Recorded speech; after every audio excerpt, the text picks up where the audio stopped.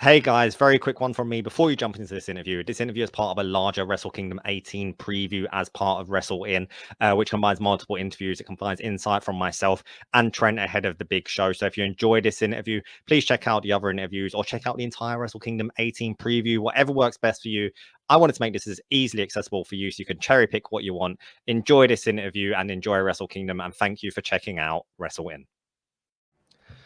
Joining me now for the Wrestle Kingdom 18 preview is one half of the IWGP Junior Heavyweight Tag Team Champions, member of War Dogs, alongside Drilla Maloney, heading into Wrestle Kingdom 18 as the champions, Clark Connors himself. Clark, thank you for joining me. Looking very festive. Yeah, man, getting the Christmas spirit, baby. I'm feeling real good. Been up drinking all night. It's still nighttime over here, or it's the next night now after we have a big celebration after finally ridding the world of Catch 2-2, baby. Life's good. I mean, yeah, you have the first ever coffin match in New Japan Pro Wrestling history, but like, who is having a coffin match like less than 2 weeks before Wrestle Kingdom the greatest idea in the world? Like, in terms, I'm not talking about having the match again, a repeat. I love this story you guys are building, but for yourself, for your sanity, for your bodies. Dude, it wasn't my idea. The TJ brought it upon himself and Akira brought it upon themselves. What it really was the first night of the Road 2 shows. Dan and I thought it'd be funny, and it was very funny. It was. Bring out a casket, bring out a coffin, and it's basically just representing everything we've talked about. Catch 2-2, we've been killing them every time we wrestled them. Now we're 3-0 against them. We beat them up every time we get in the ring. I don't know why they even want to step in the ring with us anymore.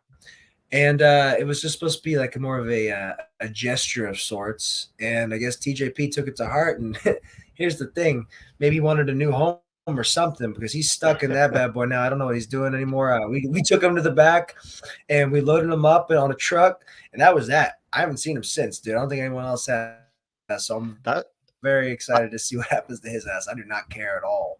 I'm hoping now he actually comes out at Wrestle Kingdom still in the coffin, that you guys even wheel him out to the ring and he's still in the coffin as if he's been in there for the past 2 weeks. That would be fantastic. But yeah, at Wrestle Kingdom 18, you head into the Tokyo Dome as the champions alongside Drilla Maloney, defending your titles against Catch 2-2, who won Super Junior Tag League. It's your first time in the Tokyo Dome since you were on the pre-show in 2020. That I was at that show, seeing you guys, the LA Dojo, the Young Lions, kicking ass, especially the next night, a New Year's Dash. But now you're on the main card, and it's more than just a title match. I want to get into that as well. But how are you feeling with Wrestle Kingdom just around the corner, heading into your first main card on Tokyo Dome? Dude, you couldn't be more excited. We're in the best spot, going in as champions. We got some brand new gear. I can't wait to unveil. We're gonna be looking great. We got a great entrance plan. We're gonna have the most fun with it, because we're going in. And here's the thing: the whole thing where you just said about TJ in a coffin or whatever, we put him on a truck and we sent him to the morgue. I honestly have no idea. Like, I don't know where he's going.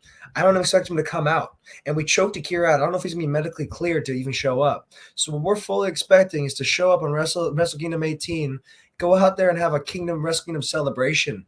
We're gonna have some beers. We're gonna have some money. We're gonna have some women. Who knows what it's gonna be? But we're gonna look good doing it. So I couldn't be more excited to go to Wrestle Kingdom and just have a little bit of a party. So regarding a match, that's just all gravy on top. If those guys show up and want to get their ass kicked again, good on them. It's always fun for us. I love this story you guys have, because I've said this before. Like, I've put this out on Twitter, so I'm not like bullshitting here just because we're face to face. But like, it's one of the few matches on the Wrestle Kingdom card that has an actual story behind it. Like, you've got Driller leaving United Empire in the year, you two defeating Catch 2-2 for the titles.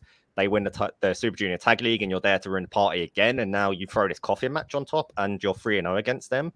It's a story and feud that started back in June versus matches on Wrestle Kingdom that, we're recording this on Saturday, the 23rd of December.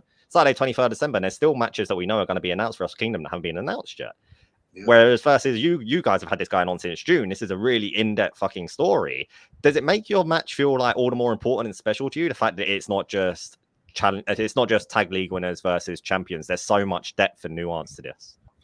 Yeah, I mean, that's that's just one of those things about wrestling where it's very circumstantial. It ended up being that way, right? That they end up winning junior tag league and they got that shot. It just happened to be something that worked out well for us because we were going to go to Wrestle Kingdom no matter what, and we were going to win at Wrestle Kingdom no matter what.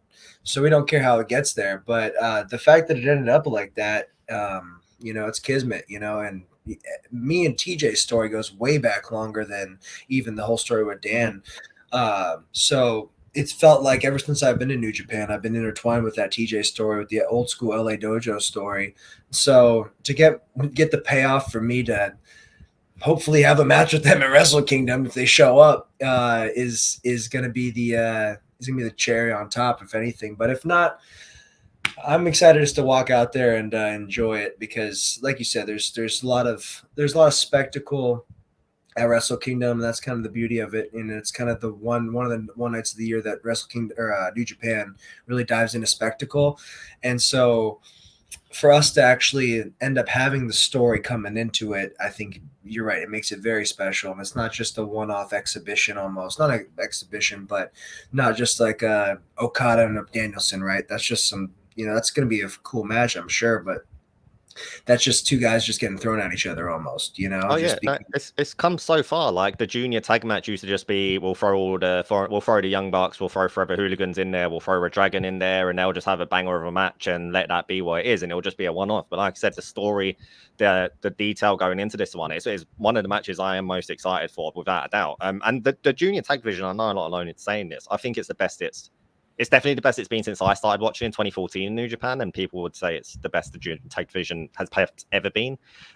It's so stacked. Like you look at the lineup, Super Junior Tag League, and how good all the matches were, and how good all the guys were in that tournament. Everyone's so fucking good. And then the Wrestle Kingdom match, like we discussed, being so much more than just champions versus challengers.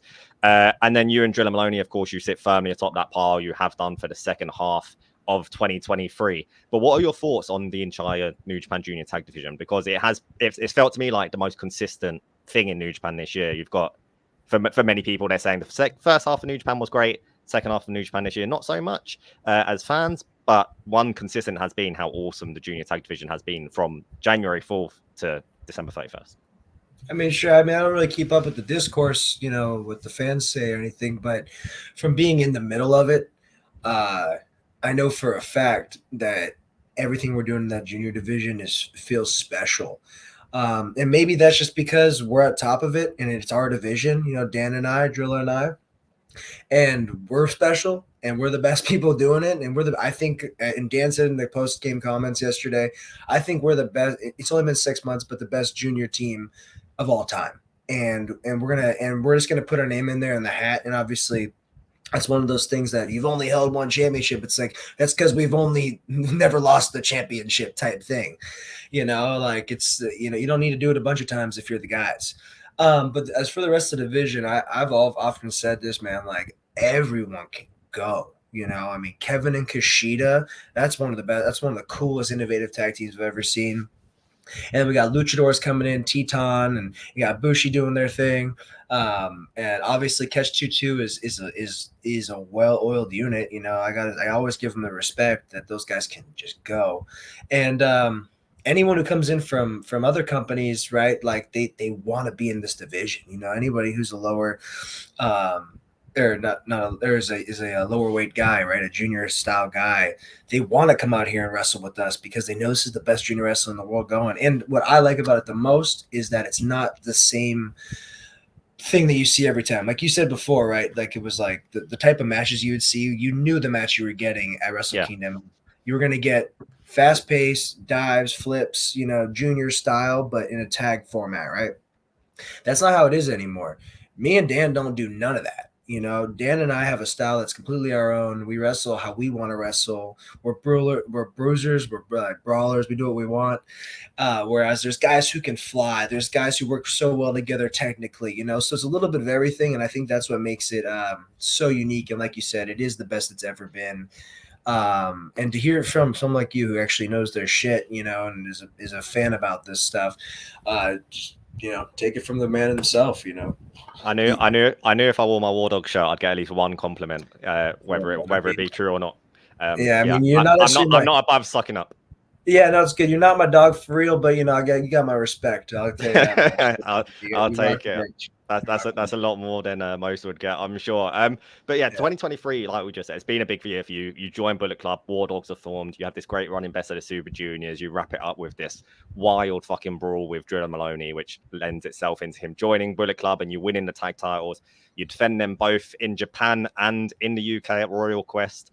You go into Super Junior Tag League, you're not successful, but another great run, and then you top it all off with the first ever coffin match in New Japan, ready and primed to head into Tokyo Dome in 2024. How do you feel about your 2023 as a whole, looking back on it? Because this has been, you've always been good, and those who have watching you have known you've been good. But for me, the problem with all the LA Dojo guys was they never gave you anything to sink your teeth into. You could put great matches, but they never gave you the chance to showcase characters, anything like that, to be more than just good wrestlers.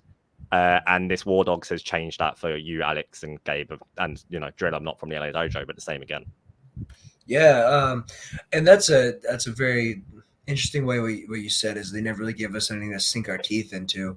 Yeah, I think for the biggest thing for me is yes, this is my best year wrestling so far, because the LA Dojo guys was always a group of guys.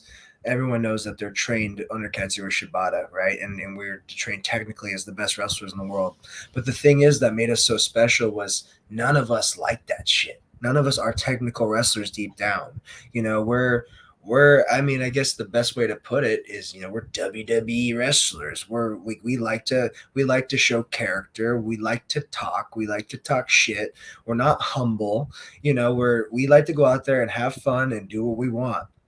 And so a lot of things that you saw from us were very forced upon us, I think, in our early careers with New Japan. And hell, look at Ren Narita, dude. I wanted to bring up Ren That's Narita, the please. that's the he's the perfect example of that. I don't see him very often, but the House of Torture locker room is generally close to the Bullet Club locker room, you know, the War Dog locker room. So I see him and he's got this devilish grin on his face, man. I haven't seen him that happy. I lived with him for years in the dojo, and he was never as happy as he is just doing what he wants. And so I think that's the best thing. Is this is the first time I've at least got to feel like I got to be myself again since I was an indie wrestler, you know. And I've often said this as well. When I was on the indies, like I was you know, no one really knew me because it was such a short time and it was not like a hot indie area, but I fucking after 1 year I was really really good. You know, I could have been going anywhere I wanted to, but I picked New Japan, and it put me in a different route. And but you know, everything happens for a reason, and here I am now, and so I'm finally getting to do what I want to do, and you're getting to see finally progression. That's why you see stories actually unfold how they do, you know, and they get to these points because I'm getting to do what the fuck I want to do, you know what I mean? So 2023 has been great, but 2024 is only going to get better.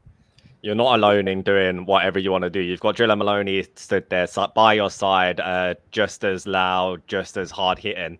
But collectively, you guys are just known as Bullet Club War Dogs. And of course, that includes David Finlay, Gabe, and Alex as well. Have you guys batted about a team name for just the two of you, for just Clark Connors and Drilla Maloney? No, like because that's the thing about us as a unit, right? Is we don't I don't see myself as just a junior and Dan is just a junior, and we are of the opinion that, you know, if we wanted if like I know we're the tag team champs right now, so we're gonna keep rolling with that. But God forbid, maybe one day we just decide we just want to vacate him because we just want to vacate him and do other stuff because no one's gonna beat us. But say we want to, right? Then I know I had no problem just switching it up, and then me, Gabe, and Alex will go do something together, and then Dan does something on his own, or maybe Finley and Dan start teaming up, and then Gabe does something on his own, or whatever the combination is. That's kind of where we're at, you know. And you know, I have heard some people colloquially have called us a couple of names. I do like the cocaine drillers. I've heard that one. That's been around, and I don't know where they got that idea from. I don't know Yeah. where they get Who knows? these ideas from. I would never condone that name, but I've heard that around. But yeah, I mean, yeah, if you have any ideas, please throw them my way. No, I definitely don't know. I'm not creative enough for that type of stuff. But I wanted saying that one of the things I wanted to bring up is your spear. Like, it's so fucking good. I think it's one of the best spears in wrestling at the moment because of the variety of ways you hit it.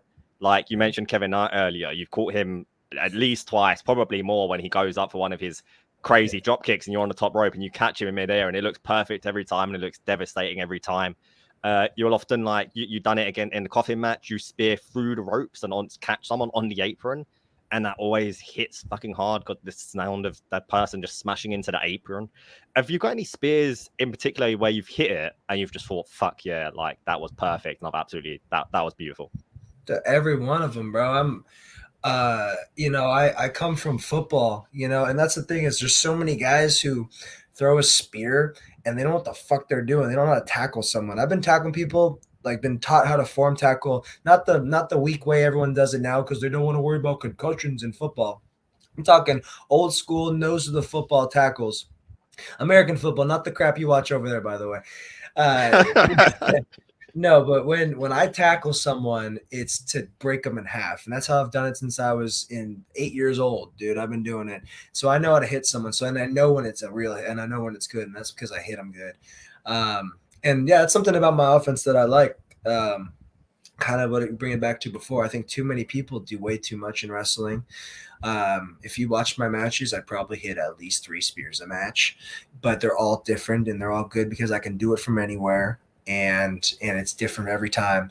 So I think that's something I want other wrestlers to kind of take a note of. If you're a younger wrestler and you're watching this and you're trying to, pick apart someone's brain, there you go. There's your nugget of advice. Usually at the cost you at a seminar, but for my spear though, it's not one of, it is the best spear in wrestling. It might be the best spear of all time in wrestling, and I have no problem saying that because I know how good it is, and which is ironic too, because I was talking to someone earlier a couple days ago, and since I'm a smaller guy, I'm a junior. When I first started out in the Indies, I hit a spear in my first match, and I go to the back, and it was an old school promoter guy, and he's like, "Don't ever hit a spear again." I'm like, why? He goes, "You're not big enough." I was like, "I'm not big enough, dude. I just watched your fat ass go out there and fucking trip over the ropes. You're telling me I can't hit a spear?" Yeah.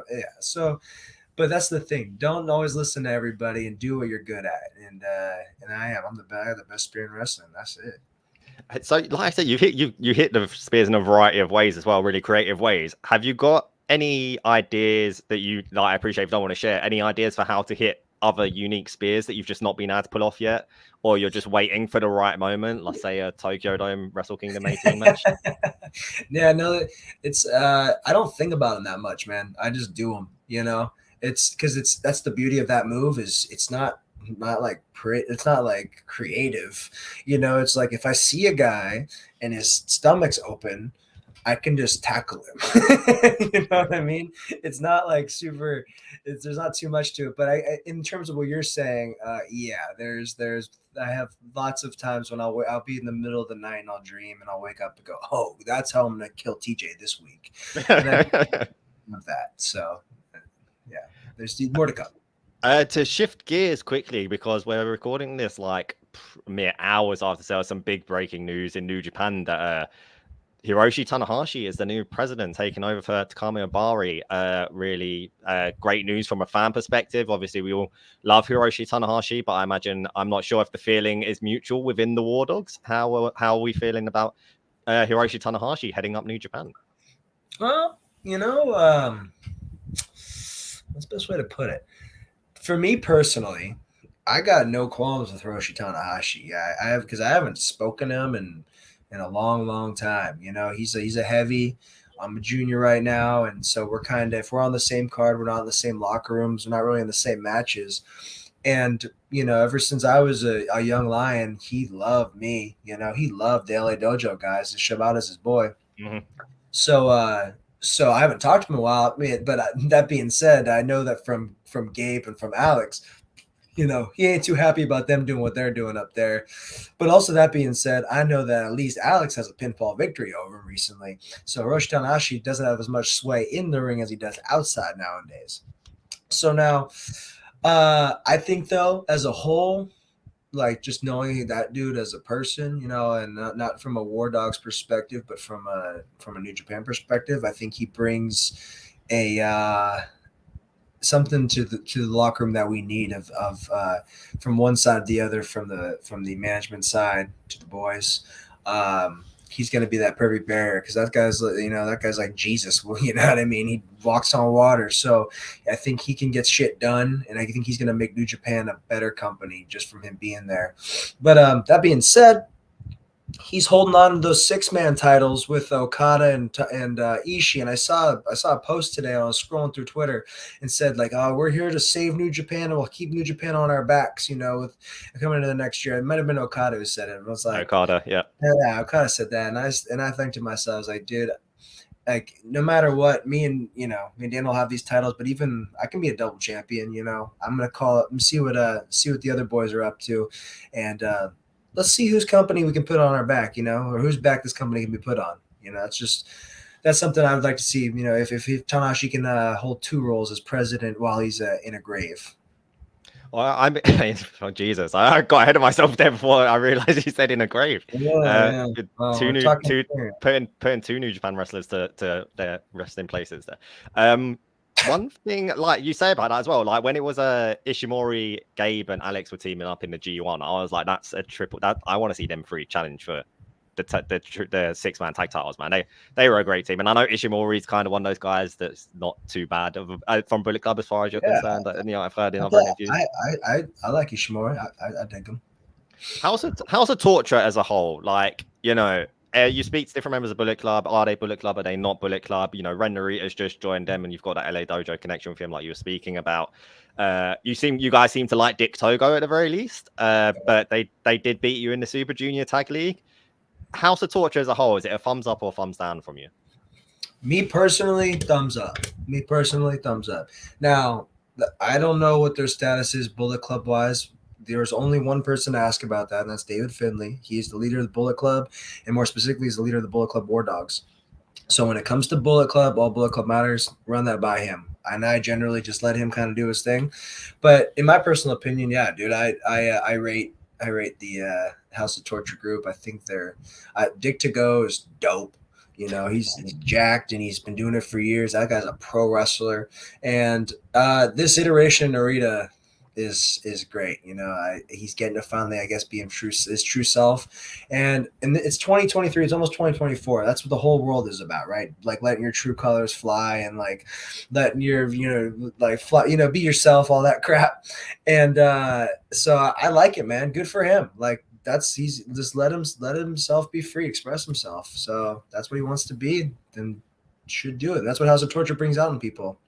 Would you have let Ren Narita into the War Dogs if he came knocking? Not my decision, brother. No. David Finlay runs the show. That's all I care about. And like I said, personally, I always like Ren Narita, bro. Like I always liked him because I knew he's a freak. So, and anybody who had to deal with Shibata for that long, you're good in my book. One final question for you, Clark, to bring this all back to Wrestle Kingdom 18. You said at the top that we can expect some new entrance gear from you guys at Wrestle Kingdom. Can you give us a tease of what else to expect, whether it's the match, whether it's going to be a special entrance, this special gear you've got planned? Just one final tease ahead of Wrestle Kingdom 18 and your big title match. Yeah. Just be ready for, like I said before, Wrestle Kingdom's about spectacle. And no one brings a spectacle like the War Dogs. So just keep your eyes out for some new ice. That's all I'm saying. We got some things coming together right now. So just some new ice. Damn, man. I was already excited for that match. I'm even more excited now. January 4th, NJPWworld.com, Wrestle Kingdom 18, Clark Connors, Drilla Maloney defending IWGP Junior Heavyweight Tag Team Championships against Catch 22. Make sure you check it out. Clark, thank you so much for joining me for this Wrestle Kingdom 18 preview. I know you're a busy guy. I know you've got lots of beers to drink and lots of Japanese public to cause. Yeah, terrorize. That's the word. Yeah, that's the word. But yeah, no, thank you so much, Clark. And that's going to do it for this Wrestle Kingdom 18 preview. Make sure you follow Clark on Twitter down in the corner there at Clark Connors. And yeah, support the War Dogs. Check out the sick merch because they've actually got good club stuff. They're not going for the same old logo. It's great.